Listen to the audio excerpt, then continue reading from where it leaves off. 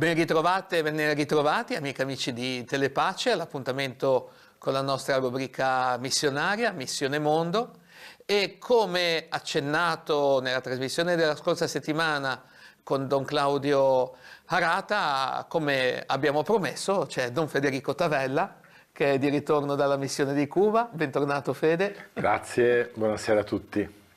E con lui parleremo intanto di questi 20 anni, di questi 20 anni di missione. Dicevamo che è un anniversario importante, questo anzi importantissimo, perché io ricordo durante un campo estivo una passeggiata con Don Federico nel comune di Balme, dove lui mi aveva detto: guarda, ho chiesto al vescovo la possibilità di andare in missione, ho questo desiderio. Non si sapeva ancora nulla di Cuba, della missione, quali possibilità potessero esserci, poi si è aperta appunto la possibilità di Cuba. E uno dei grazie che dobbiamo dire a Monsignor Tanasini è proprio questo, quello di aver accolto questa tua intuizione e di aver avuto fiducia di questa intuizione anche. Sì. Cosa ricordi di quei giorni, di quel tempo? Ma intanto la cosa bella che ho vissuto, questo desiderio che poco a poco è nato vivendo qui, ecco, all'epoca ero parroco a San Salvatore insieme con Don Paolo Bacigalupo e nella vita, ecco, sacerdotale, nella vita pastorale, sempre si era insinuato questo desiderio, ecco, nel cuore di poter dilatare, ecco, un po' l'esperienza pastorale, proprio per entrare ancora di più nel cuore del mondo, nel cuore del Vangelo. E questo desiderio l'avevo espresso a Monsignor Tanasini, il quale poco dopo mi ha detto appunto che c'era questa possibilità di questa missione che si poteva iniziare in collaborazione con la diocesi di Genova. Mi ha detto che la persona della diocesi di Genova che si era resa disponibile era appunto Don Marino Poggi, che era stato mio professore di filosofia a scuola, e la cosa per me è diventata ancora più fattibile, ecco, perché Don Marino è una persona che ho sempre stimato ed è sempre stato per noi un punto di riferimento. Al vescovo ho detto subito di sì, e quindi è un po' partita questa avventura. Ricordo anche un altro momento, proprio un mese prima di partire forse, ti feci una domanda e ti domandai: guarda, voi state per partire, ma cosa facciamo? Facciamo una raccolta? E tu mi hai detto: guarda, con Marino abbiamo parlato, adesso partiamo condividendo con le persone una condizione. Quindi in maniera anche, diciamo, abbastanza povera è partita la missione, no? Come è giusto che sia. Ecco, i primi mesi proprio di condivisione con Don Marino della vita sacerdotale, diciamo, e anche un po' le scelte che avete fatto insieme, perché ricordiamo le parrocchie che sono affidate alle diocesi di Chiavari e di Genova sono la parrocchia di Manacas e la parrocchia di Santo Domingo, sono due parrocchie. Certo.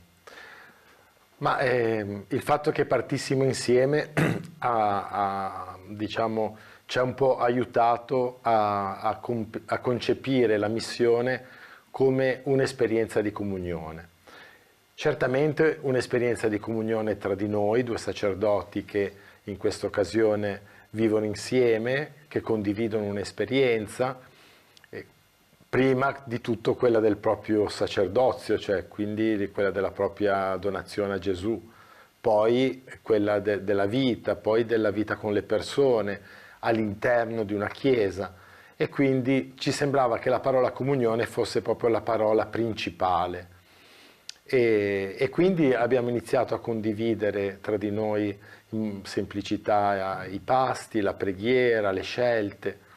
E poi per noi era un'esperienza totalmente nuova, ci trovavamo in un posto che non conoscevamo, e quindi il contatto con il vescovo per noi è stato fondamentale. Quindi tutte le scelte che noi abbiamo così iniziato, abbiamo preso, le abbiamo tutte condivise con il Vescovo Arturo, che è stato per noi veramente, oltre che un padre, una persona che ci ha orientato passo passo in questo avvio di missione. Adesso il Vescovo Arturo è presidente della Conferenza Episcopale Cubana e continua a essere sempre un punto di riferimento. Ricordo ad esempio quando io ero là, ti ho sostituito poi quando sei rientrato in Italia, non passava domenica che il Vescovo non ci chiamasse per sapere come stavamo, come era andata la settimana, quali prospettive avevamo poi per la settimana successiva. E cosa ricordi del contatto con le prime comunità? Perché ci sono tante persone che si sono dichiarate o che erano disponibili. Intanto le due parrocchie erano affidate prima di Federico e prima di Marino ad un padre colombiano che è morto da poco, lo ricordiamo anche lui con grande gratitudine, padre Ildefonso. E subito avete conosciuto persone che io oso definire straordinarie. Certo. Tenete presente che le due parrocchie hanno un'estensione praticamente di 900 km quadrati, 30 per 30. E quindi diciamo, le distanze sono enormi. Tra una comunità e un'altra ci può essere una distanza come di 40 km. È come se uno avesse appunto una parrocchia a Chiavari e una a Genova, cioè la distanza è una distanza importante. Per cui è stato fondamentale avere come punti di riferimento delle persone alle quali affidare un po', diciamo, la vita ordinaria della comunità. Quindi abbiamo conosciuto Marisela a Manacas, abbiamo conosciuto Alexei sempre a Manacas e abbiamo cercato di mettere nelle varie comunità, di scegliere delle persone che potessero diventare un collegamento vitale tra la comunità e noi. Quindi ogni volta ci dicevano: guarda, c'è questa persona malata, c'è questo gruppo di bambini, c'è questa famiglia che vuole battezzare un bambino, c'è un ammalato da andare a visitare, e quindi diventavano diciamo l'orecchio, gli occhi, le mani diciamo, della comunità e ci aiutavano quindi a entrare dentro a quella che è la vita di una comunità.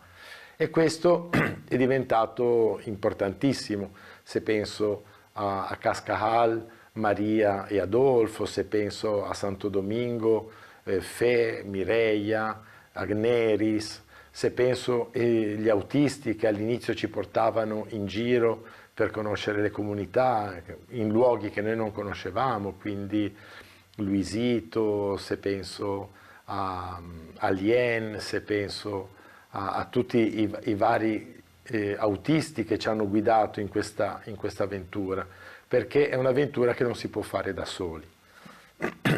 Io adesso, pensando ad esempio ad Alien, a Luisito, a Ivan, tutti quelli che ci hanno accompagnato, sono state persone anche che ci mettevano in guardia anche rispetto ad alcune modalità magari che potevamo avere o ad alcune ingenuità. Certo. Sì. Quindi ci hanno sostenuto proprio e ci hanno aiutato. Certo. Io credo che un'altra cosa importante sia stata quella di valutare proprio anche qual era il punto di partenza che ogni comunità, di cui ogni comunità aveva bisogno. Perché c'erano delle comunità dove l'annuncio della fede era già iniziato, invece comunità dove per esempio non si sapeva ancora nulla, non c'erano proprio quei fondamenti importanti sui quali potersi appoggiare. Quindi una delle prime comunità che è nata è stata la comunità della cerveseria, la comunità del panché, dove facendo proprio un giro in mezzo alle case, in mezzo alle persone, si erano invitati e si era avviato un primo annuncio della fede. E il primo annuncio della fede è stato proprio raccontare in un modo semplice il cammino della storia della salvezza, cioè partire appunto dalla Genesi per arrivare all'Apocalisse, dove si è annunciato che c'è una storia d'amore, un'alleanza che Dio ha iniziato con i suoi figli, proprio dall'inizio, dalla Genesi, dove Dio impasta e ama l'uomo, fino all'Apocalisse, dove si dice io sto alla porta e busso, se vuoi puoi aprirmi. Ed è stato il primo annuncio, dire alle persone che siamo dentro una grande storia d'amore che coinvolge la nostra vita, e questa storia d'amore è una storia che ridà dignità, bellezza e anche gratitudine alla nostra esistenza. Ricordo con grande piacere che io nel 2007, a febbraio del 2007, sono andato a trovare Federico alla missione. E Fede mi ha detto: Mauri, si vede che mi vuoi bene, perché lo so quanta paura hai di prendere l'aereo. E allora ci siamo trovati, e ricordo la prima comunità che ho visitato, la comunità di Ichiavo. C'era Alejandro ancora che viveva lì, e ricordo questo libricino rosso del quale adesso Fede stava parlando, Dio parla ai suoi figli, Dios habla a sus hijos, che partiva proprio, e ogni volta che si incontravano le persone, c'era una persona incaricata di dire dove si era arrivati la volta precedente. Certo. E poi da lì si ripartiva con grande semplicità. E non so come mai mi veniva in mente proprio questa cosa adesso.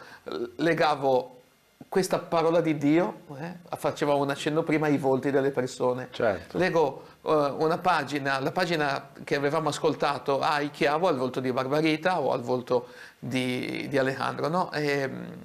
Allora non so, i volti, le parole, se puoi, non so, dire qualcosa anche su questo. Ma io credo che proprio il senso dell'annuncio del Vangelo sia quello di riscoprire il proprio volto. Perché ogni volta che noi riceviamo un annuncio del Vangelo, cioè ogni volta che stiamo davanti a Gesù, ogni volta che stiamo davanti alla sua presenza, è come se ricomprendessimo chi siamo. E quindi è chiaro che il volto diventa più luminoso, diventa più, diciamo, più motivato. E questa cosa a me ha aiutato tanto, come dire, poter annunciare il Vangelo non in un modo generico, ma in un modo personale.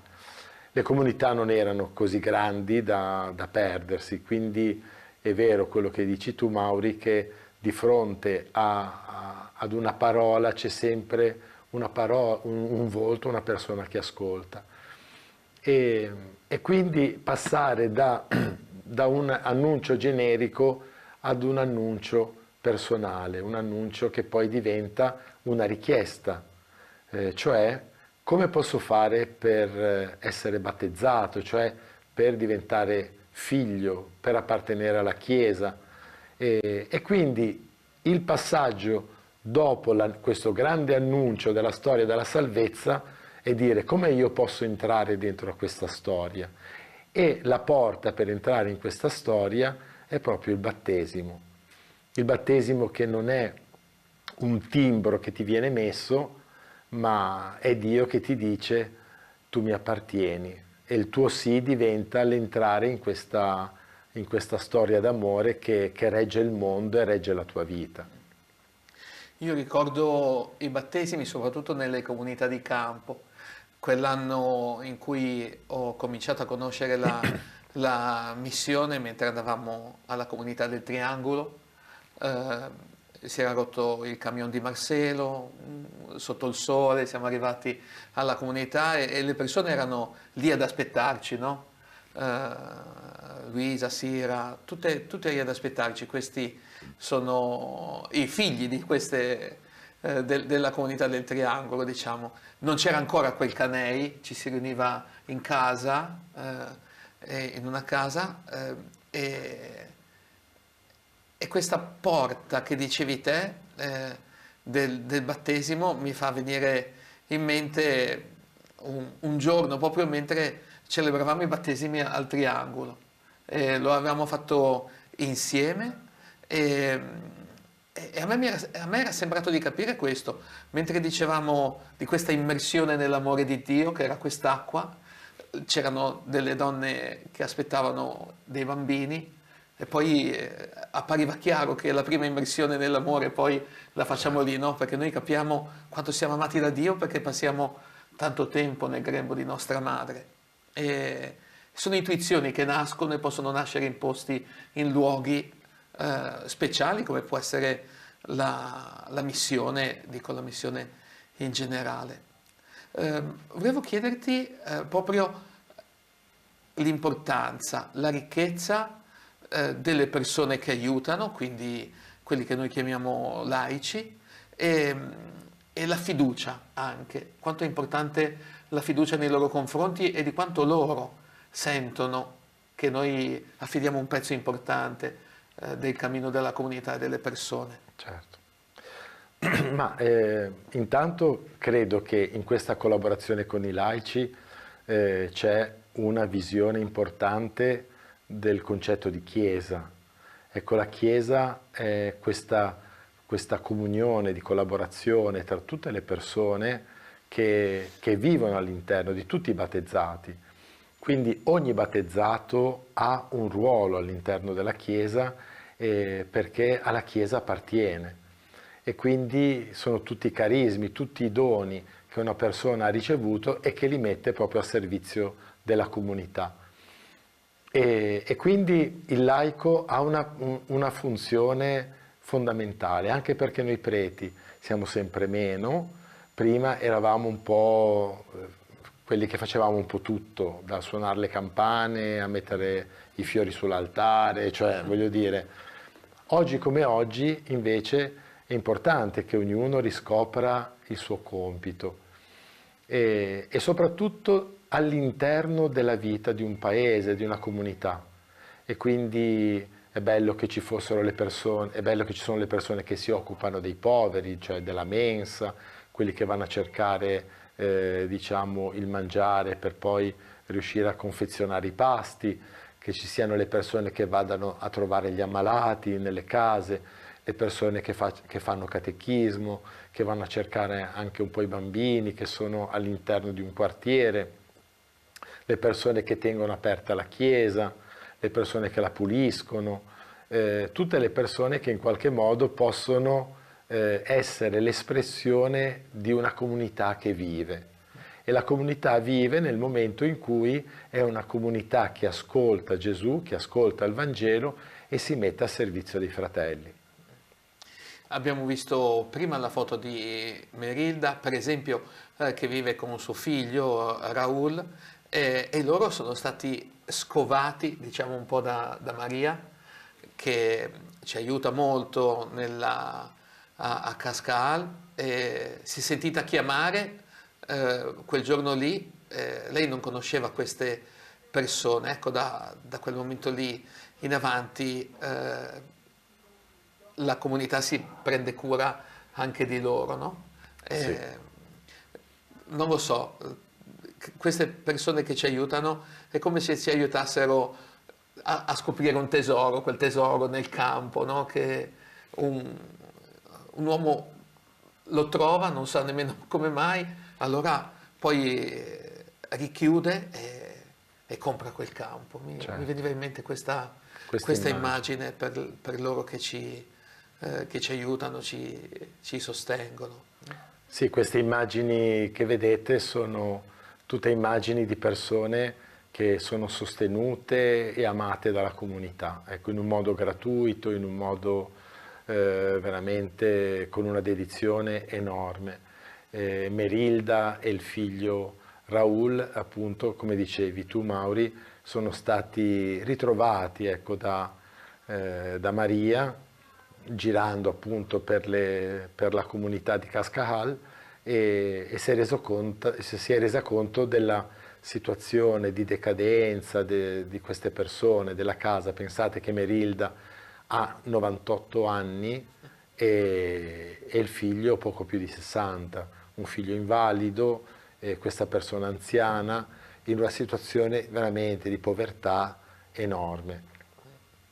E chi vive il Vangelo non può essere sordo a queste situazioni, cioè non può dire poveretti, mi dispiace, ma chi ascolta il Vangelo non può andare avanti senza poter fare qualcosa per queste persone, come il buon samaritano che a un certo punto non ha potuto far altro che fermarsi e dare le energie migliori, l'olio e il vino, proprio a servizio di questa cosa, perché al centro del Vangelo c'è la compassione.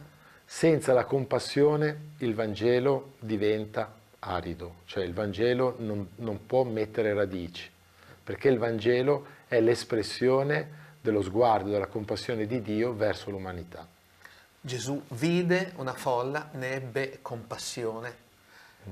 E, questo aspetto alle volte magari può rimanere un po' nascosto, però noi quando cominciamo la celebrazione della messa, che c'è subito l'atto penitenziale e diciamo Signore pietà, non chiediamo a Dio di provare pietà appena per noi, perché nell'originale in greco la parola pietà, quando si dice Kyrie eleison, è la preghiera perché Dio si coinvolga in una situazione. Coinvolgiti Dio nella mia situazione, coinvolgiti nella situazione dei miei fratelli, delle mie sorelle. Allora poi non si può non vivere una Chiesa che non si coinvolga e che non provi compassione. E, e allora ti chiedo, il nostro tempo sta quasi terminando purtroppo, però ti chiedo ancora una parola sul futuro, sul domani, no? Un po' legato a questo cammino che a noi, quando si è parlato di cammino sinodale, non ha sorpreso più di tanto perché ci si è parlato comunque di viverlo, no? Nella missione, soprattutto grazie appunto al Vescovo Arturo, ma a tutte le persone con le quali si collaborava. Quest'anno sono i 20 anni della missione, c'è una foto forse che non abbiamo visto ancora, che è la foto di Basilia con suo figlio, che è stata una persona molto importante proprio all'inizio delle comunità. Eccola, adesso lei vive così, in questa condizione, diciamo, di prostrazione da un lato, però continua ad avere il desiderio di andare, Certo. di andare. Allora così, perdonami Fede, l'ho fatta molto lunga questa domanda, però l'inizio e il futuro della missione. Ma diciamo che l'inizio ha avuto, diciamo, questa caratteristica, come dire, di introdurre diciamo, un popolo di fronte allo stupore della fede, cioè lo stupore di una vita nuova, come dicevamo, di Dio che si coinvolge con la nostra povera storia per renderla una storia d'amore, una storia che respira, una storia che si dilata. E questo però adesso, nel 2025, dopo 20 anni, questa storia d'amore fa i conti con una realtà a Cuba che è molto cambiata. Adesso la situazione povera è diventata ancora più povera. Tante persone se ne sono andate. Pensate che c'è stato un calo della popolazione enorme da quando ero io 20 anni fa, che erano 12 milioni di abitanti, adesso dicono che ce n'è meno di 9 milioni di abitanti, quindi una situazione dove c'è un'emorragia di persone enormi e dove per le persone il futuro è quello di dire cerco la forma di andarmene. Quindi come può una Chiesa radicarsi all'interno di un popolo che ha come tensione quella di andarsene dalla propria terra? E questa è una domanda aperta, una domanda dove non c'è una risposta, ma dove credo che il senso della presenza della Chiesa sia quella di ricredere, nonostante tutto, alla fecondità di questa storia. per dire vale la pena impegnarsi qui, vale la pena seminare qui, vale la pena investire le migliori energie per stare qui, perché il popolo possa rifondare un po' la propria identità, non un popolo che scappa, ma un popolo che sceglie di radicarsi nella propria realtà e di spendere le proprie energie migliori dentro questa realtà. Io credo che il Vangelo mai inviti a scappare, ma sempre, come dicevamo, a coinvolgersi dentro una realtà che, nonostante sia difficile, è una realtà che può ancora fiorire. Ricordo quando ero lì, era venuta una televisione dall'estero, una televisione dagli Stati Uniti a fare un servizio su Cuba, sulla missione, ed erano rimasti molto colpiti proprio da questo, una chiesa che rimane, una chiesa che resta, una chiesa che desidera condividere una condizione. Ecco Fede, grazie. In questo grazie un bentornato a Missione Mondo, anche perché tu Grazie. l'hai condotta per tanto tempo, per tanti anni questa trasmissione, e allora ci diamo appuntamento, amiche e amici, alla prossima trasmissione appunto. Vi ringraziamo ancora tanto della vostra fedeltà e della fiducia che riponete nelle cose che vi facciamo ascoltare, e c'è sempre la possibilità, come ogni volta, di sostenere la realtà che presentiamo, in questo caso la missione di Cuba. Voi sapete che le necessità sono sempre tante, vanno dalle medicine per i più fragili fino alla condivisione del cibo con chi è alla mensa dei poveri. E allora grazie, arrivederci, a risentirci a presto.